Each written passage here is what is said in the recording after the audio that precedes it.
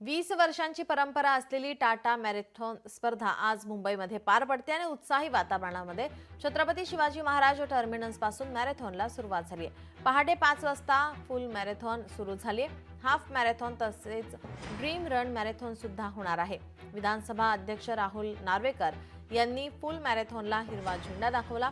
एकूण 63,000 स्पर्धकांनी या मॅरेथॉनमध्ये सहभाग घेतला।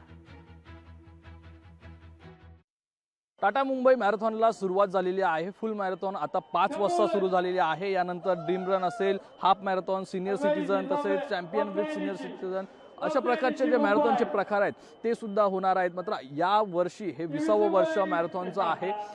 विधानसभा अध्यक्ष स्थानिक आमदार राहुल नार्वेकर यांनी खरं तर या फुल मॅरेथॉनला हिरवा झेंडा दाखवला आणि 13,000 पेक्षा जास्त स्पर्धकांनी फुल मॅरेथॉनमध्ये भाग घेतलेला आहे। तर एकूण मॅरेथॉनच्या प्रकारामध्ये 63,000 स्पर्धक हे भाग घेऊन आलेले आहेत। या ठिकाणी मुख्यमंत्री असतील, उपमुख्यमंत्री एकनाथ शिंदे असतील, असे अनेक दिग्गज नेते सुद्धा येणार आहेत। या खेळाडूंचा जोश वाढवण्यासाठी या सर्वांना या ठिकाणी आमंत्रित सुद्धा केलेलं आहे। खरं तर ड्रीम रनच्या या मॅरेथॉनमध्ये एकनाथ शिंदे स्वतः येणार आहेत। त्यामुळे एकूणच या ठिकाणी ही मॅरेथॉन जी आहे ती चर्चेने जाणार आहे आणि एकूण जे वातावरण आहे तेही उत्साहवर्धक आहे। कॅमेरा पर्सन विनोद नाईकसह स्वप्नील जाधव, लोकशाही मराठी, मुंबई।